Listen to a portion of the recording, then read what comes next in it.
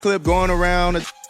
So she dumps it down. Watch Caitlin's shoulders here. She kind of like, Then she goes to tie her shoes as Howard goes to work and misses the layup. The Caitlin Clark and Natasha Howard situation is kind of crazy. She blatantly runs into Caitlin Clark while Caitlin Clark is driving down the lane. People are starting to question Caitlin Clark's and Natasha Howard's chemistry. She's doing this on purpose. Natasha Howard and Caitlin Clark do not like playing with each other. The clip is everywhere, and fans can't stop talking. Caitlin Clark passes the ball, ties her shoe mid-play, and watches as Natasha Howard freezes her out again. If you believe Caitlin deserves better, drop a 100% in the comments right now, because what just happened changes everything. Caitlin Clark is obviously the reason why everybody's watching the WNBA. She's the reason why all these fans are tuning in. Nobody on this team sets screens. Caitlin Clark running the show. It all started with one moment that lit up social media. Caitlin Clark, mid-game, casually tying her shoelace. So this is Caitlin Clark right here. And she literally gets down and ties her shoe in the middle of the basketball game. Now, fans have been talking about this play. But this wasn't just a routine adjustment. It was a message. Seconds earlier, Clark had passed the ball to Natasha Howard and instantly knew it wasn't coming back. With Natasha Howard look off Caitlin Clark and take the ball up and then throw it to Caitlin Clark with like 2 seconds to go to shoot a step back. Instead of staying in position or calling for the ball, she bent down and started tying her shoe. Cameras caught it. Fans lost it. Caitlin decides, yeah, I'm just going to go tie my shoelace. And by the way, Caitlin Clark is currently being denied while tying her shoelace. So she dumps it down. Watch Caitlin's shoulders here. She kind of like, Then she goes to tie her shoes as Howard goes to work and misses the layup. Caitlin Clark had a situation where she tied her shoe in the middle of the game, and fans is definitely freaking out about it. Gray not knowing what to do when Cece is tying her shoe. Because this wasn't the first time, and definitely not an accident. Howard ignored Clark and went straight to the rim. Missed the layup. The body language from Caitlin said it all. A subtle shrug, a glance, and complete emotional detachment. She didn't chase the play. She didn't even try to get open. Because why should she? But Caitlin Clark literally passed the ball to Natasha Howard, knew she wasn't going to get it back. And just... When your point guard gets frozen out like that, something's broken. And that's not all. There were multiple clips in that same game showing Howard consistently looking her off, walking the ball up the floor, refusing to run the fast break, keeping possessions in her hands and slowing the game to her pace. This single moment, Caitlin tying her shoe, captured weeks of tension in a few seconds. Natasha Howard just looks off Caitlin Clark, and Caitlin Clark, you can just see the reactions. And it's like, we got body language experts here, but I don't care. I don't care. If you get looked off, by the way, and you're trying to push the pace, you're there shrugging. So you got Caitlin Clark there shrugging her shoulders like, what the hell? It wasn't just a meme. It was a message. And now fans are asking, is this fixable, or is something deeper going on inside the fever? That viral clip wasn't a one-off. It was just the most obvious example of something fans and analysts have been noticing for weeks. Natasha Howard consistently freezing out Caitlin Clark. Multiple plays showed the same pattern. Caitlin's wide open in transition. She is taking away from Caitlin Clark. She is taking away from Caitlin. She is taking away from the speed. A 26-point... Caitlin Clark is right there waiting on the outlet. Natasha Howard looks her up, waving for the outlet. And Howard looks her off without hesitation. Even when Clark has the hot hand or is coming off screens ready to shoot, the ball never finds her. Instead, Howard slows the game down, dribbles into traffic, and forces low percentage shots over and over. In one game, Caitlin dropped 25 points in the first half. She was cooking. And what happened next?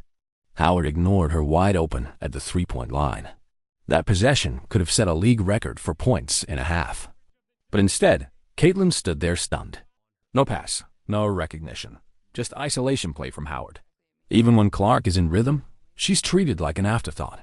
Possessions die without her even touching the ball. She's bringing the ball up. She looks at Caitlin and then just keep bringing it up. Eventually gets it to her, but she brings the ball up. And when she does give it up, it's clear. She knows it's not coming back. Caitlin knew she would never see the ball again. Gray should have too. Caitlin knew she would never see the ball again. Gray should have too. And when she does give it up, it's clear she knows it's not coming back. That's why fans keep bringing up the shoe tying moment. It was quiet, it was clever, and it told the truth. Clark's being shut out by her own teammates. And it's not just Howard. Aaliyah Boston, who's supposed to be part of the franchise core, has also been seen getting rebounds and instantly turning away from Caitlin, refusing to start the break with her. Clark is rarely given the chance to lead the offense the way she's built to, despite being the top playmaker on the roster. Let's be clear, this is more than missed passes. This is about control, power, and team dynamics. And the stats back it up. Clark leads the league in unassisted field goals. Nobody's paying money to see Natasha Howard. Nobody is paying money to see Natasha Howard.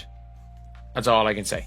She's forced to create everything on her own because no one is helping her do what she does best: shoot, facilitate, and change games. Do you think Natasha Howard's going to throw it? Shorts. Looks her off. And 10 seconds left here. Now she want to dribble the... What's happening with Caitlin Clark and Natasha Howard isn't just a basketball issue. It's a locker room power struggle, and the cracks are showing all over the court. Let's start at the root. Natasha Howard didn't just come to Indiana to play a role. She came in with a goal: to be MVP. And we should have known when she said, oh, well, I would like to be MVP. We should have known she would. And we should have known when she said, oh, well, I would like to be MVP. We should have known she was an op. She said it openly before the season even tipped off.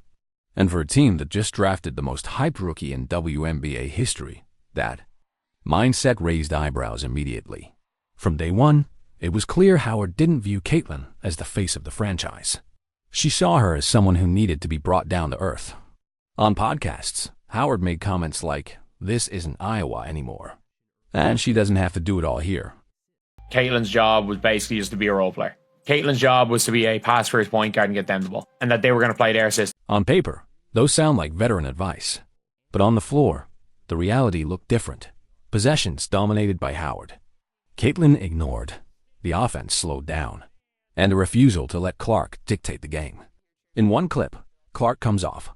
Screen perfectly hands up, ready to shoot. It's a textbook opportunity.